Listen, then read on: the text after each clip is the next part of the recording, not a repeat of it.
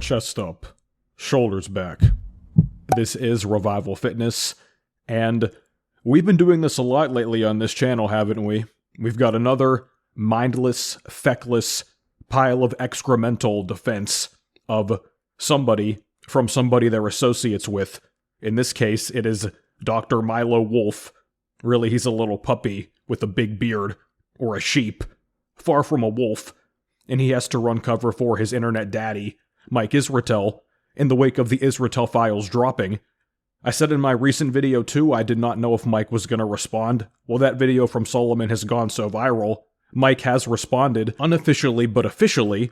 So according to the thumbnail of this video on Milo Wolf's channel, which they've changed a couple times, and now the title is changed too. It was originally called Solomon Nelson, the worst of the fitness industry. Now it's called Mike Israetel Responds, the truth about his PhD. You notice this is on Milo's channel though. It's not on the Renaissance Periodization channel, for obvious reason. The RP channel is too big. Far too many people would see it and learn about and look into more this entire situation, so they decided to put it on Milo's channel, which has a decent following in of itself, over 100,000 subs, but it's not remotely as big as RP, and Mike's goons all over social media are doing the same thing on YouTube, and especially on Instagram, in the comments section.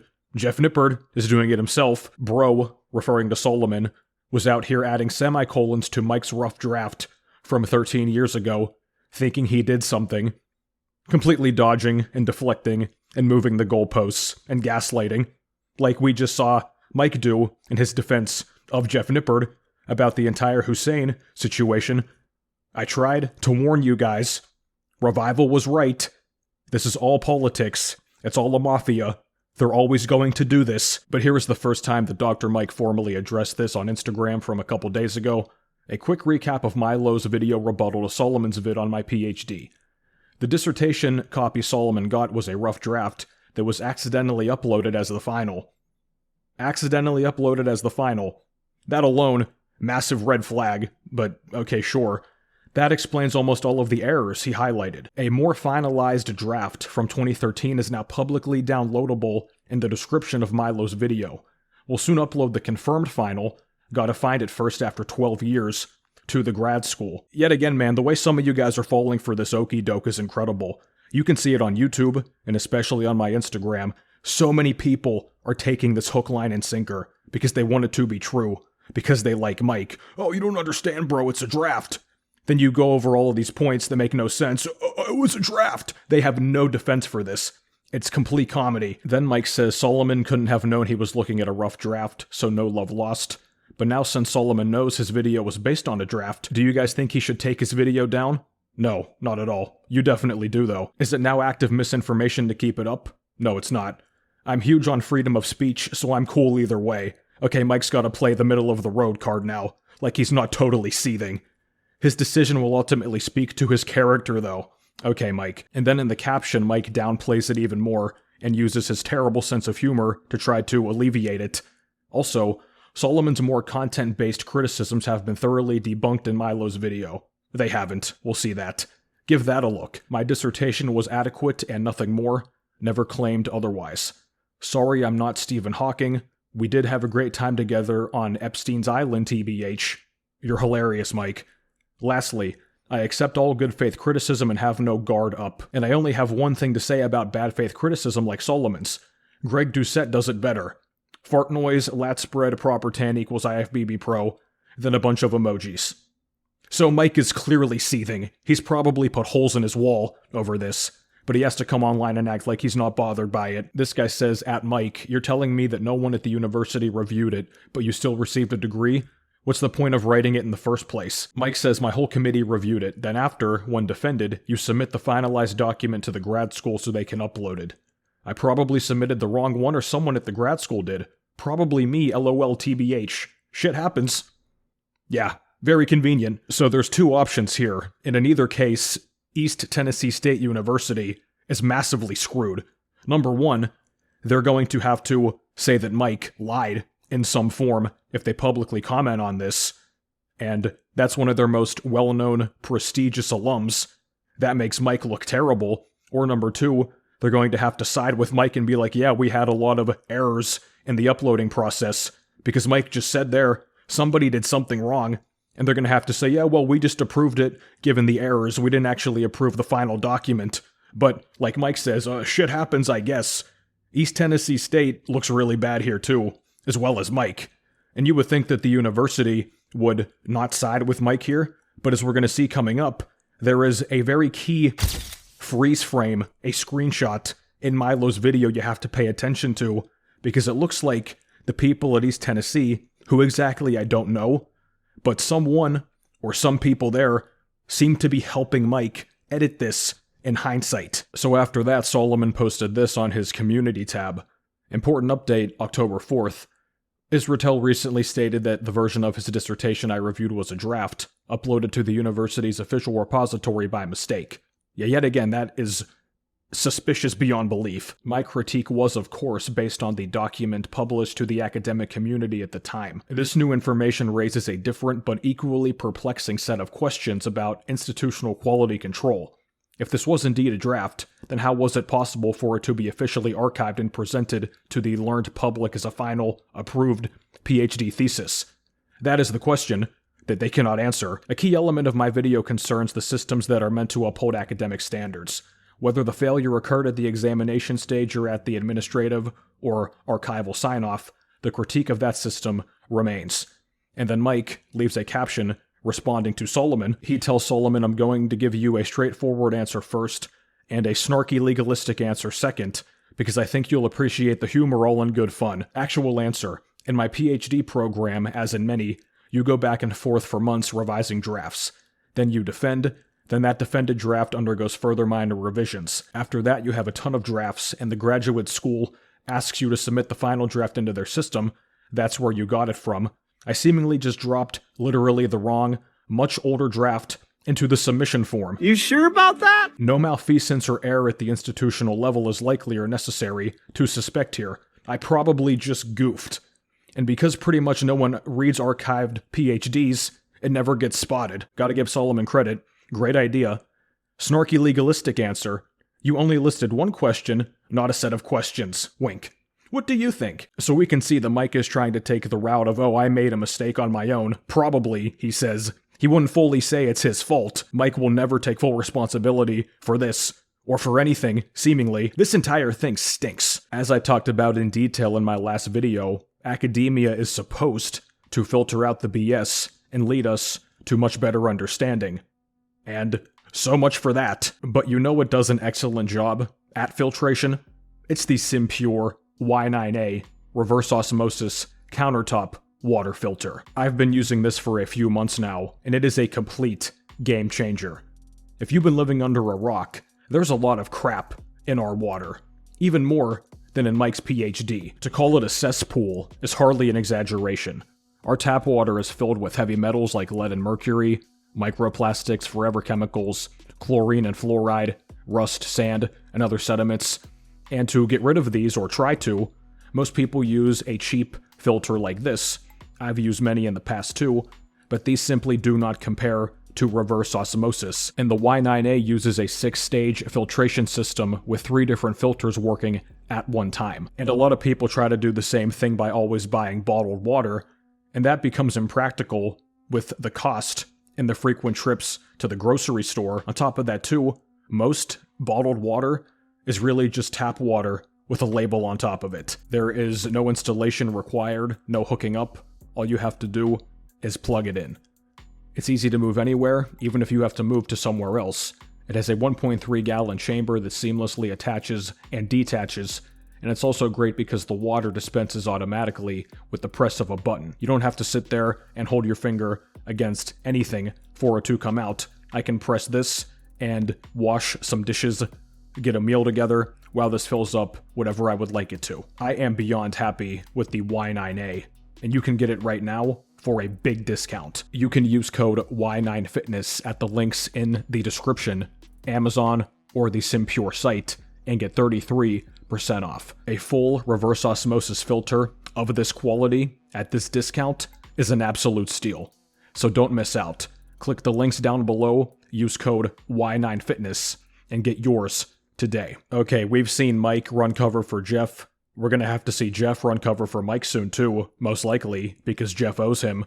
Let's see how Milo does here, running cover for Mike. Should Dr. Mike's PhD be revoked? That's the question Solomon Nelson recently asked in his 70-minute video released just this week. So right off the bat, we're lying. Solomon did not ask that question. He did not even really pose that question, let alone say it verbatim. He simply went over the flaws in Mike's PhD, and there's endless amounts to pick from, and he argued that it was really not PhD quality work. That's not the same as saying, or even asking, should it be revoked? If you cannot mentally comprehend what I just said, you're a midwit, just like Mike, and just like Milo, apparently. He argues that Mike Israetel's doctoral dissertation is so riddled with errors, contradictions, and sloppy writing that not only should Mike never have passed, his PhD should now be stripped. Okay, so now he's outright saying that Solomon claimed it should be stripped. No, he didn't. So Milo Wolf is completely full of shit from the onset. That's good to know. Also, the way this guy talks is infuriating to me. He's got that stuffy voice of the pseudo-intellectual, and he keeps his voice always low when he talks. You know he's intelligent because he talks like this, and he's got the massive beard, probably to cover his weak chin. Many influencers have jumped the gun, condemning Dr. Mike for being a scientific fraud. You know of? Oh boy, okay, so scientific snitch here. Miss Pot, meet Mr. Kettle. She does not have a PhD yet. I think she's working on getting one, but we've seen with her over and over. She's completely pseudoscientific herself. I can only imagine what her work looks like. It's gotta be absolute dog shit too.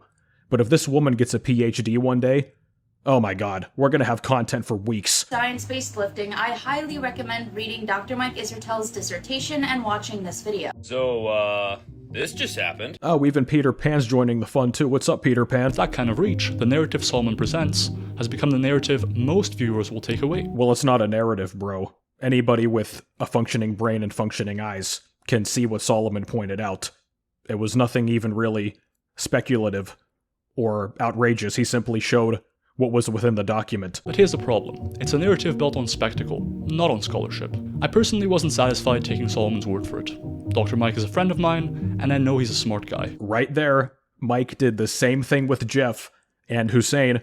Oh, Hussein's a good guy. I don't think he would lie about this. Oh, Jeffrey, you beautiful elven-faced little man. Jeffrey has amazing videos. This guy, Milo Wolf right here, Dr. Mike is a friend, and he's a smart guy. That doesn't mean shit. Value judgment statements, and also, too, this is really a conflict of interest. People can say that Solomon's biased against Mike as he's made a lot of videos about him. Same with Lyle, and they collaborate very often. But this right here really invalidates so much of what he's going to say. He's a friend of mine. Mike also appears on this guy's channel all the time.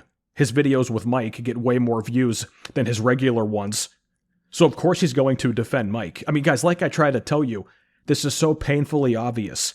These guys are business associates. That's it. It is no deeper than that. And Mike being at the top of the hierarchy, of course the lower level guys are going to rush to defend him because they have to. Mike is their meal ticket. This guy's channel really has no relevance without Mike. But friendship aside, I wanted to see for myself. So I read through the dissertation in full, and then I spoke directly to Dr. Mike. For context, Mike hasn't even watched Solomon's video. That's absolute bullshit. You know he's watched every second of it, probably more than once. He doesn't respond to this kind of content as a matter of principle. That's another absolute lie. He doesn't respond because he knows that he can't. And also, since this video got published, Mike has responded on Instagram 2 times now. Will he make an official YouTube video? I don't think so. But this is the official so-called YouTube response from Dr. Mike. So yet again, Milo Wolf is totally full of shit. So, what you're hearing today isn't his rebuttal. It's my investigation after reading the dissertation myself. Bro, you have in the title of this video that it's his official response. And in the thumbnail as well. This guy's a complete fucking idiot. Mike, overall, are you proud of your PhD dissertation? Yeah, that's a good question. Damn, look at Mike's body language, bro. This guy is cooked. Mike is usually so chipper, and he's got the gay jokes going on. And, you know, he's kind of like ho-hum type of personality, engaging. Look at him. I mean, just the mise-en-scène. It's so dark. And, he's aging so terribly, too, like I always point out, because I have to. But my god, dude. I guess in this, he's going to take the tone of more, like, kind of somber. I doubt he's going to actually admit anything, because why would he? but he's going to have to downplay it now and be like, yes, this is an unfortunate event, however, XYZ. But right off the bat, he sounds very hurt. That's the question we'll return to at the end. He mocks East Tennessee State University's global ranking, claiming a real university would have never passed this dissertation. Well, in an ideal world, it would not, but as I talked about in my last video, guys, academia is rotten at its core. This applies to smaller schools up to the Ivy League and everything in between. Private, public, it doesn't matter. Academia is fucked. It's completely cooked. But all of these people in academia now, the teachers, the students, everybody else, no matter their exact role, the entire thing is broken. It's just irredeemably bad at this point. The version Solomon reviewed wasn't even the final dissertation.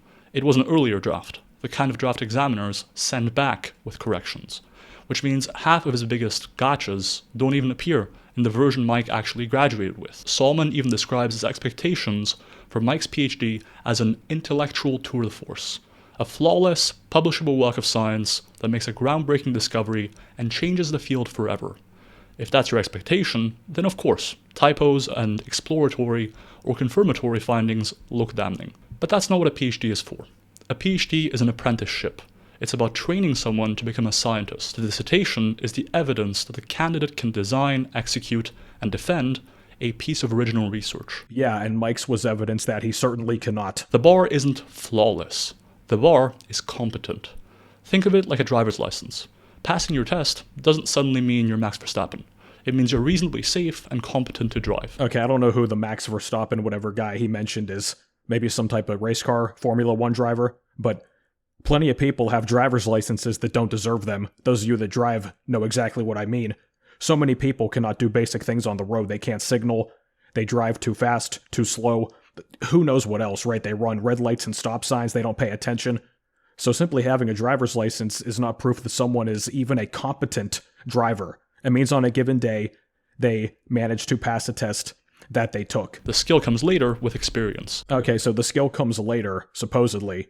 You're supposed to have the skill and demonstrate the skill when you get the credential. The same is true for dissertations.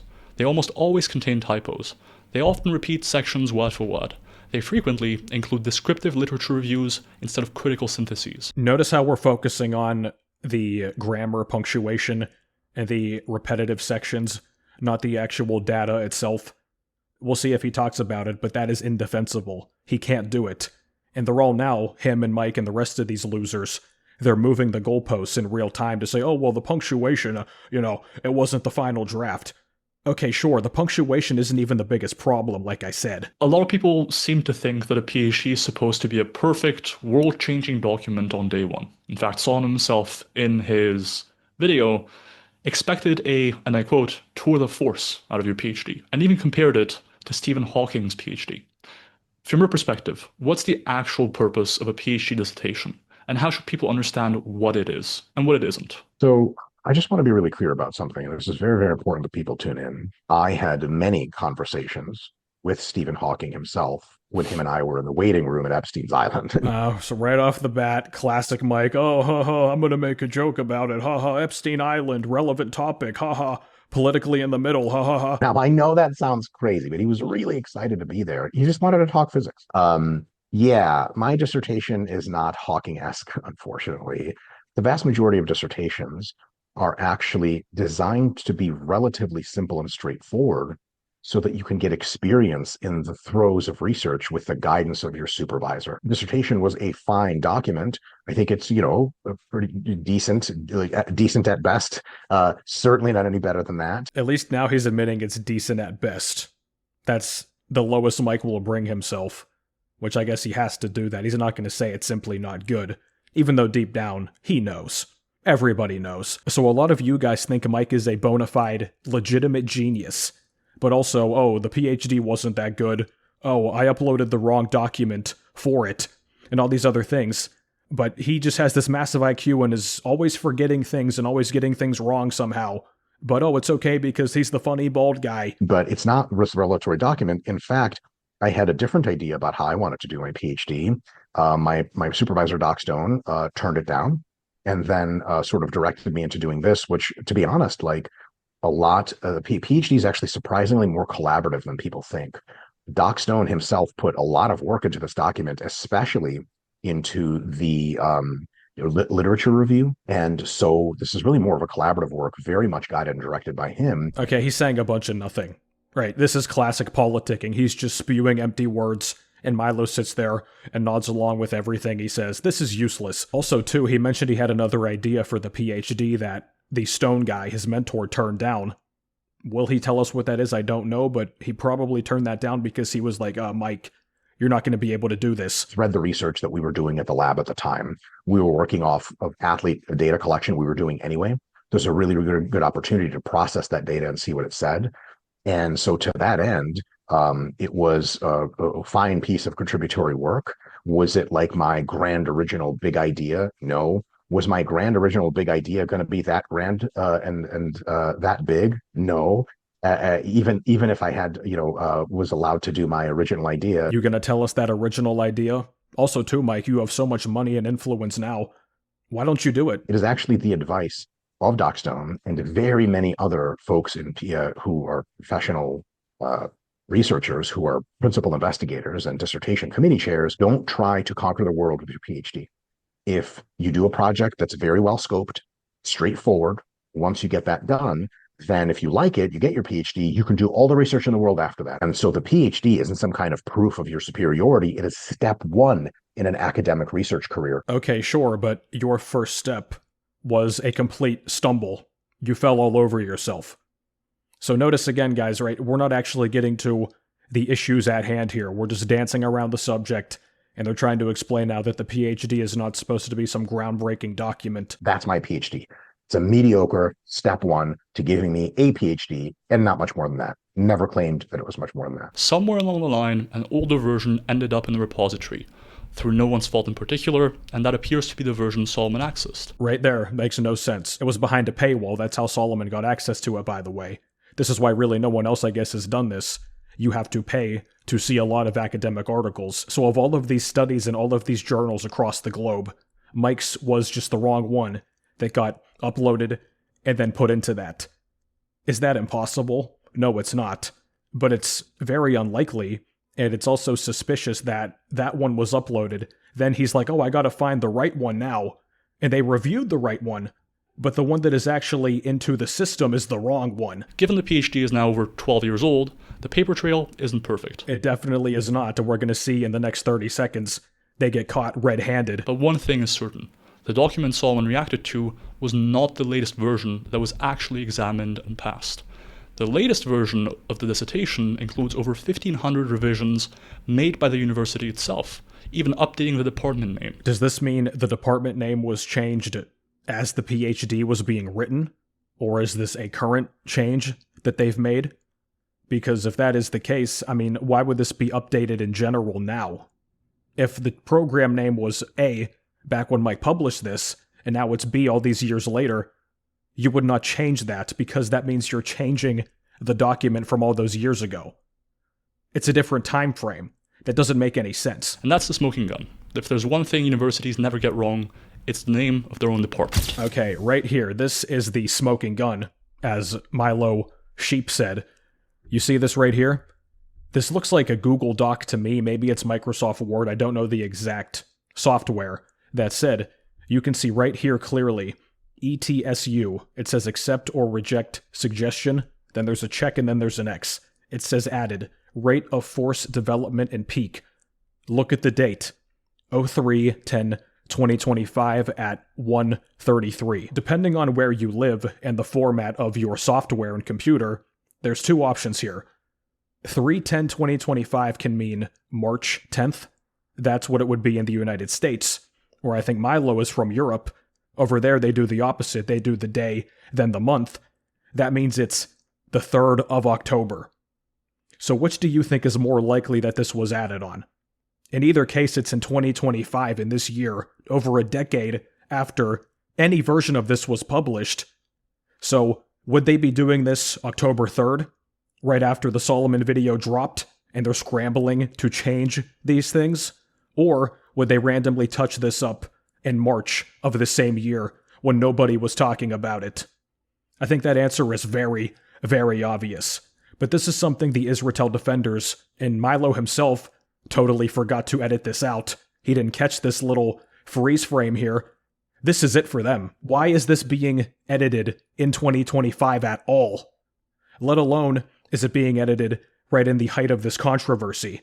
And also, too, you can see the college themselves, it looked like, added this suggestion, rate of force development and peak. So the sentence with their alteration would be, rate of force development and peak power were calculated for each jump using customized LabVIEW software. And I don't care if this is the final draft, or the almost final draft, or the before draft that got uploaded somehow that was the one that was in the software as final, but it actually wasn't.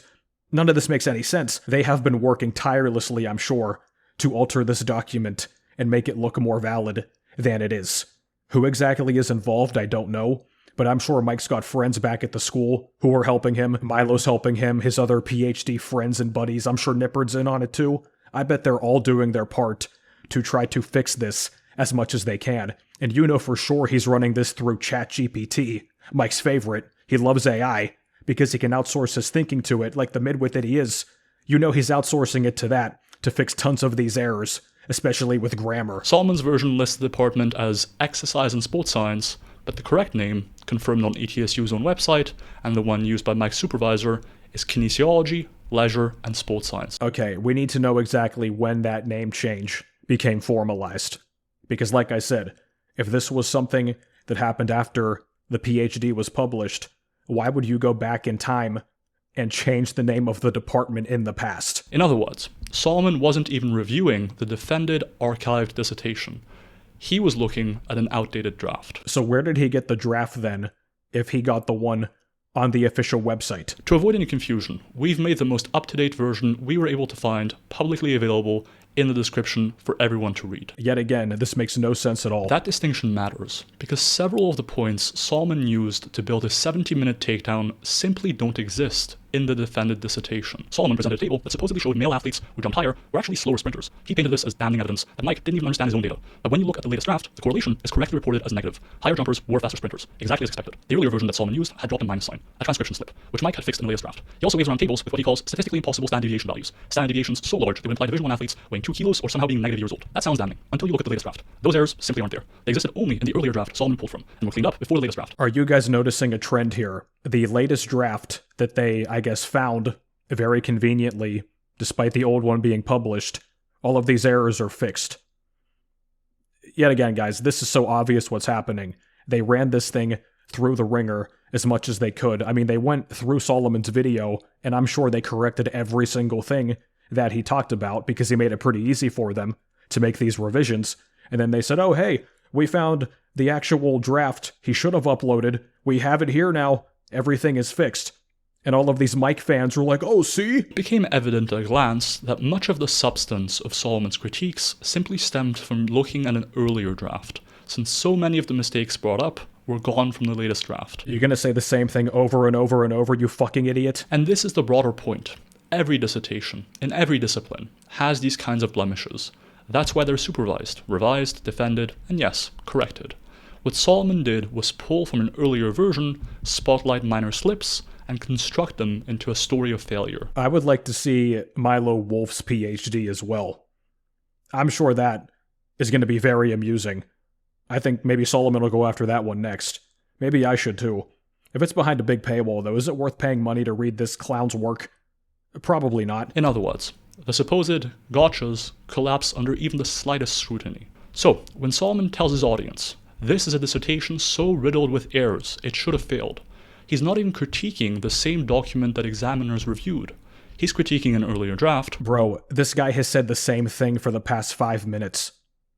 Oh, it's not the same draft. It was an earlier draft, not the final draft. And you see Mike's fans say the same exact thing. When I ask any of them, how do you explain the revision that was left in 2025? They say, it wasn't the same draft. That's all they have.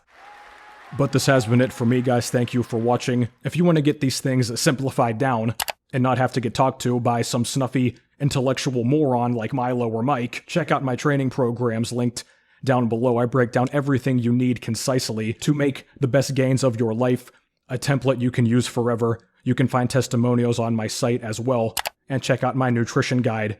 I have tons of information in there, far more in depth than anything any of these guys talk about as well.